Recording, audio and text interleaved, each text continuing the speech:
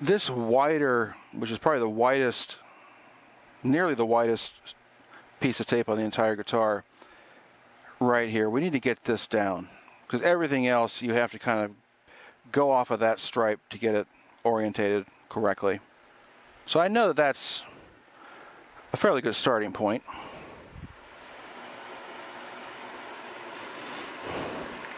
And that right there gives us enough of a crossover for it to look right.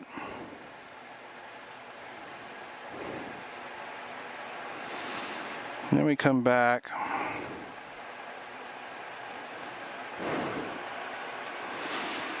So there's one piece. And then I pull out the other piece. We can see about how much that gets covered up. And this is where you're going to do the, make sure it stays 90. Take off as little as possible. And you want to do it lightly. And you can put that razor at the end, and you can see it's a straight line.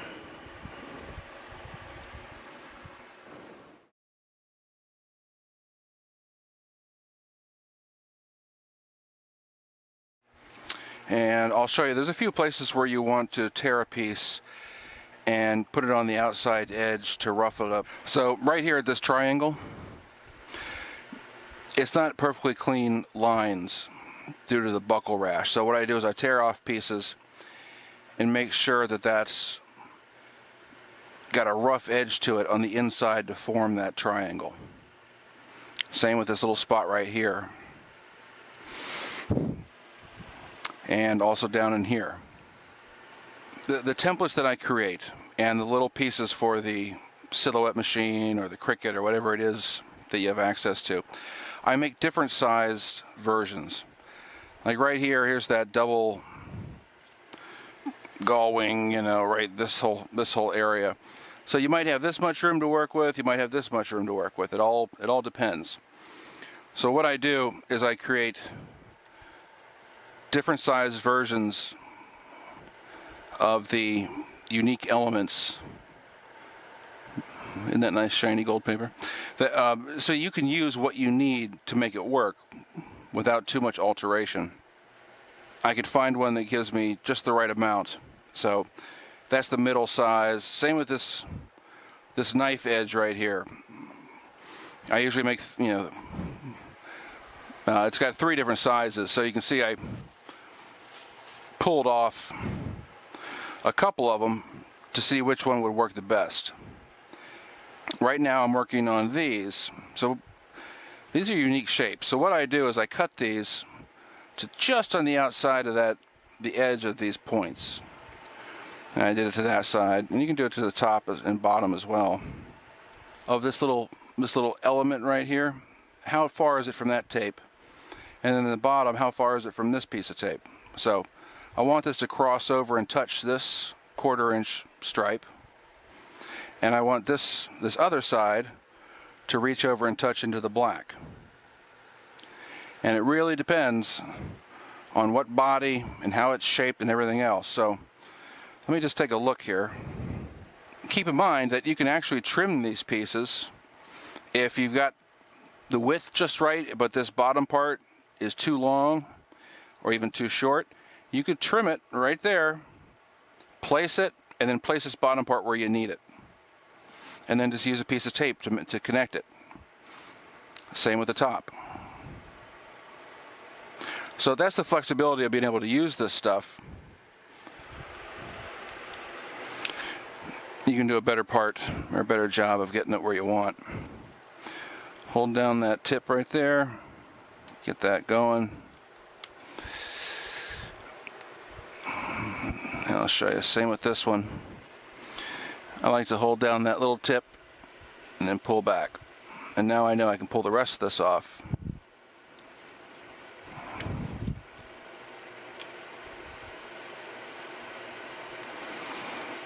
Then you gotta be able to chew gum and walk at the same time to do all this stuff. So I'm going to come over this way, and there. So there's that little piece right there. And if I look at it again, I can cross and touch this 1/4 inch tape and come over and cross into the black. But for now, I'm gonna finish this little guy up before he flies away, and then be back at it. So, but all these silhouette cut shapes, don't forget this little slit right here, and it really helps to have these silhouette files and Cricut files to make these shapes. I've seen where people try to tape or glue the template down over masking tape and then trim out the shape, and it becomes too thick and it's not a clean cut. And I've tried it myself. I've done all those things, but by and far, this reduced the time dramatically and increased the accuracy of having the wavy line just the way it needs to be, where it needs to be, the whole thing. So if you want to be happy with what you end up with, use the best stuff that you can, and I'm telling you that these silhouette cut pieces are certainly the way to go. I mean, to make all these little shapes up out of masking tape or to try to get all that in, I don't know. If you're like me, you'll never really be happy with it. And I always want to say, you know, that's the one area that bugs me. I've done that so many times. So that's why I did this system, because it works, and I don't have to deal with, you know, that doesn't look quite dead on. Okay, I took a little bit of finagling. I cut this into 2 pieces so that I could lay this down a little bit easier. I want to go ahead and put in the Gibson input jack plastic, and I put a mark using an actual guide so that I know where to put them. And the ones towards the back of the body are more worn than the ones towards the front. So I use a slightly smaller or a slightly larger piece for the back. So now we got that. Line up this one and come straight across there. So there's your Gibson input jack strap holder holes, and there is red paint over top of raw wood, and that's what this is going to simulate. I'm leaving little spaces in here so that that red falls on the wood itself. There. So we've got that. That's all good.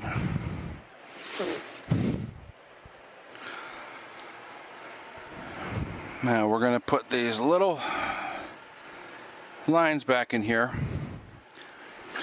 And so if you look, here's this black stripe right here.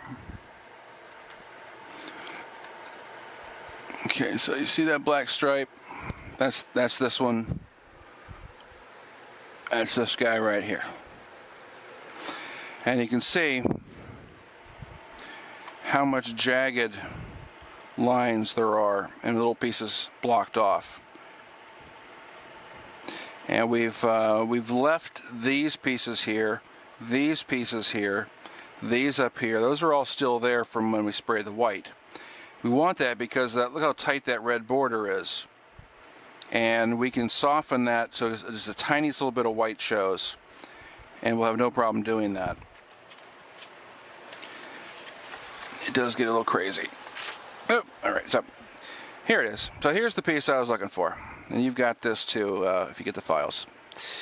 So I'm going to just pull that off because we don't need it. And you can see, hopefully, how jagged these edges really are. So as I remove it,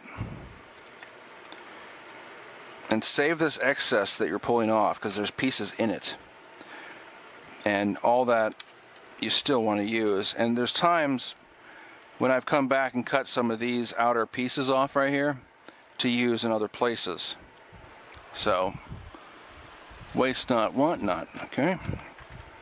So, I'm going to save that on one of the backings. You can leave. Now we see, this is from the white layer. And if you look, these long areas in here is about right there. So, as I look at it, I'm only working on the black stripe right now.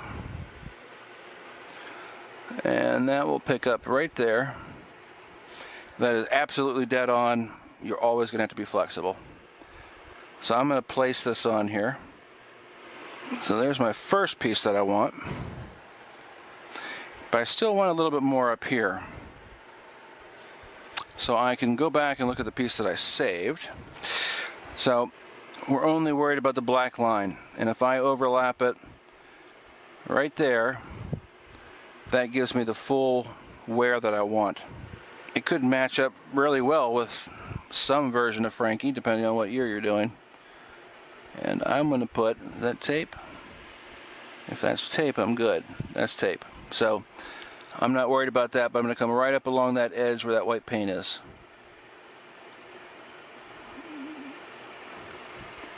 Just like that. So put a couple little pieces in there.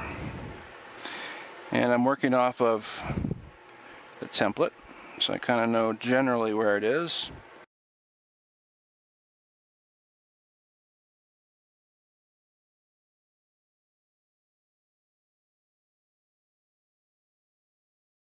That's pretty good. The rest I want to come in and use a razor on. Is that like a hammer on, but a razor on?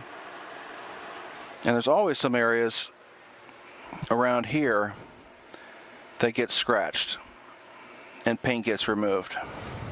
And it's usually very small. So if I just want to just get this tip here to show something happened, you can see that the wear really, there's a little bit here on the back side, but it's mostly this way. But stops short of where the black line is. And it doesn't come to a point either. It comes to kind of a flat, blunt end. So that's what I'm going to do right now. Working off of this line here, I'm going to add that. And I know that it still stops while it's on the white. And it's revealing just enough of this area here and the back, and there's a blunt end that stops before the black. Because there's a ridge right there. And that's about the shape right there. So what I'm going to do is try and be really careful with that, let's call it pink. And I'm going to put some of the pink just in this area right here. And as little as possible. And then the rest will be red. So you can see how small of an area that is right there. So it's not nearly as big as it was. And you notice the tuning fork is really just one piece at this point. These gouges we're going to do with a razor. And here's a version from, I think, 2002 or something like that. Now I really made these colors exaggerated so I could easily see where things are, but you can tell you've got all along that belly cut and on the inside of this belly cut, the triangle here, this area here, back behind the tremolo, where all this wear is right here, this piece here next to my favorite little piece, and this whole bottom edge right here. And that's where we're gonna apply the pink before we apply the red. Now the pink has to go on thin to be able to still have the red be transparent.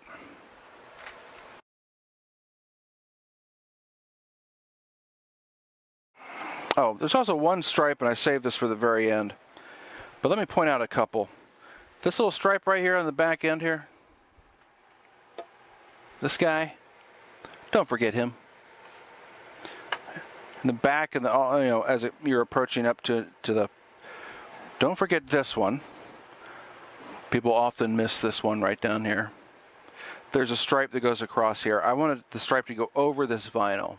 This is the stripe I'm talking about right there. So if you're saying to yourself, something looks off, good eye. Because that's what it was. And it's right there.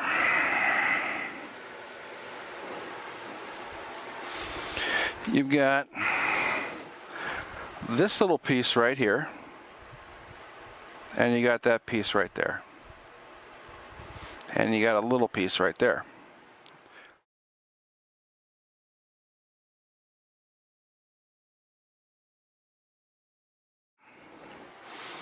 And then take a piece of your quarter and you want to tear it. Okay, snip off just that tiny little part. And this is the piece that goes right up in here. A mix that I used on a past Franky. This is about 3/4 white, 1/4 red. It's just enough of a pink shade to sell it, so that I'm going to spray or mist just a little bit in here, trying to keep it isolated to right in here, in that little area. And on the back, like where I showed you, it gets a little bit more, and it's this belly cut, this side, and it's a light mist, it's not heavy. And then you want to do this whole bottom quadrant with it. I keep it in one of these. This came with the, and I just keep it in there and I mix it up as I need it. It'll separate out and give you a nasty color, but as soon as you mix it all back, you get the right shade. So I've got a new spray top. I'm going to pop this in here, do a couple squirts to get it up into the line, and then I'm going to do real light in those areas that I talked about. Now I got to promise, I promised my wife I'd be spraying outside because of the fumes. Somehow she thinks the fumes are worse than all my cigar smoke. But that's fine. I'll probably hang it and let it dry real quick. Dries within minutes. And I'll show you whether I failed or succeeded. Because before we spray the red after the pink, we got to come through and really push down all these little areas where we want a sharp seam. So still more to do, but let me go do this tiny little bit, and I'll be back either to celebrate or for you to laugh at me. So, one moment. You ready to laugh? Or maybe you won't. I don't know.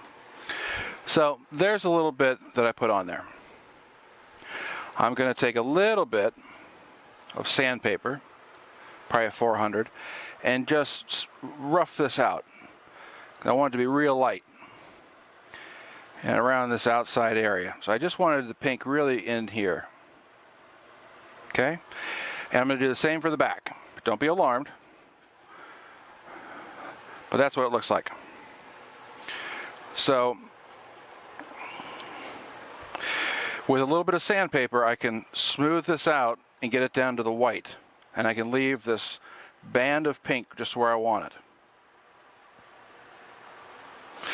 Okay, and I'm going to do that everywhere else too. So here's that triangle. Here's the covered up piece back here and this whole area. So I'm going to let that dry for a little bit, and then I'm going to take some sandpaper and start smoothing this out so that it feathers well.